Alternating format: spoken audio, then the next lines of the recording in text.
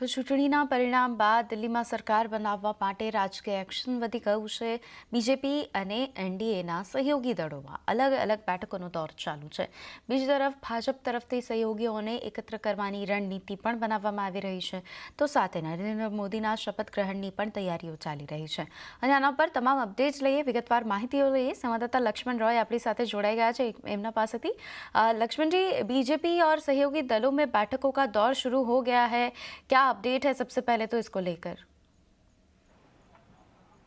देखिए, दरअसल इस वक्त मैं खड़ा हूं जेपी नड्डा भाजपा अध्यक्ष के आवास पे, जहां पे सुबह से बैठकों का दौर चल रहा है।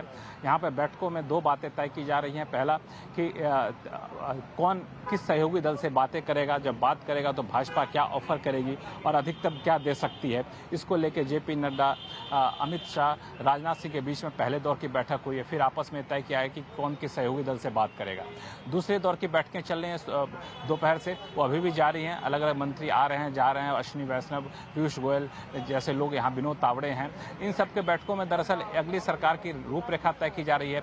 कल एनडीए संसदीय दल की बैठक होगी, उस बैठक में क्या कुछ रणनीति अपनानी चाहिए, ये रणनीति यहाँ पे तय की जा रही है। और कौन कौन से मंत्रालय हैं सहयोगी दलों को दिए जा सकते हैं, अधिकतम कहाँ तक ये छूट दी जा सकती है, इस तरह की रणनीति यहाँ पे सुबह से चल रही है। लेकिन इसके अलावा सहयोगी दल भी आपस में अपने सांसदों के साथ बैठकों का दौर शुरू किए हुए हैं सुबह से ही। जेडीयू ने सुबह बैठक की अपने सांसदों के साथ, फिर टीडीपी ने अपने सांसदों के साथ बैठक की, और वहां भी रणनीति यही बनी कि आखिर क्या मांगना है भाजपा से, कितने मंत्री पद चाहिए। तो वहां पे एक फॉर्मूला चल रहा है कि 4 सांसद पर 1 मंत्री पद चाहिए। इस फॉर्मूले के तहत शायद मांग की जा सकती है। और इस बीच राष्ट्रपति भवन में तैयारियां जोरों पर हैं और समझा ये जा रहा है कि 9 तारीख की शाम में 7:20 पर शपथ ग्रहण समारोह शुरू हो सकता है। जी बिल्कुल लक्ष्मण जी, आपने बात की शपथ ग्रहण समारोह की 9 तारीख को, क्या तैयारियां हो रही है, उसको लेकर क्या अपडेट आप दे रहे हैं?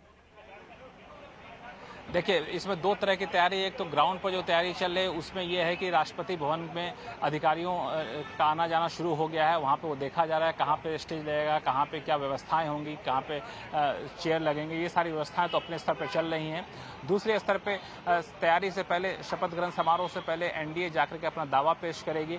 दावा पेश करने से पहले कल एनडीए के संसदीय दल की बैठक है। सबसे पहले 9:30 बजे चिराग पासवान की पार्टी की बैठक है, फिर उसके बाद जेडीयू की संसदीय दल की पार्टी की बैठक है, और उसके बाद भाजपा संसदीय दल की बैठक है। फिर एनडीए संसदीय दल की बैठक होगी 11 बजे, और वहां पे एनडीए के नेता चुने जाएंगे, जो एक महज औपचारिकता है। प्रधानमंत्री नरेंद्र मोदी का चुना जाना लगभग तय माना जा रहा है। और उसके बाद सरकार बनाने का दावा पेश करने राष्ट्रपति के पास प्रधानमंत्री अपने डेलीगेशन के साथ जाएंगे, और उसके बाद राष्ट्रपति की तरफ से न्योता आएगा सरकार बनाने का।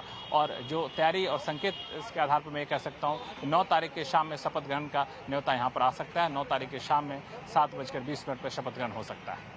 जी बिल्कुल। और लक्ष्मण जी, ये शपथ ग्रहण समारोह के पहले टीडीपी और जेडीयू के खेमे में क्या चल रहा है, क्या हलचल वहाँ पे हो रही है? सहयोगी की जो डिमांड का लिस्ट है वो कितना लंबा है?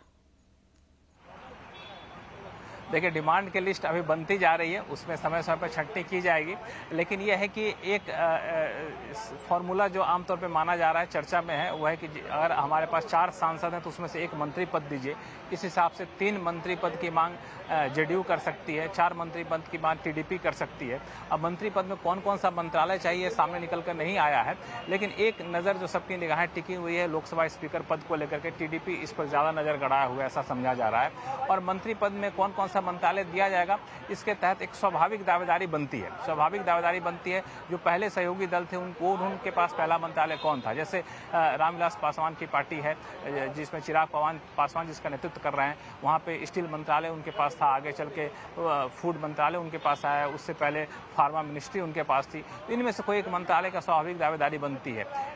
जेडीयू के पास जो है रेल मंत्रालय रहा हुआ है, स्टील मंत्रालय रहा हुआ, तो एक स्वाभाविक दावेदारी वहाँ बनती है। इसी तरीके से टीडीपी की भी स्वाभाविक दावेदारी बनती है।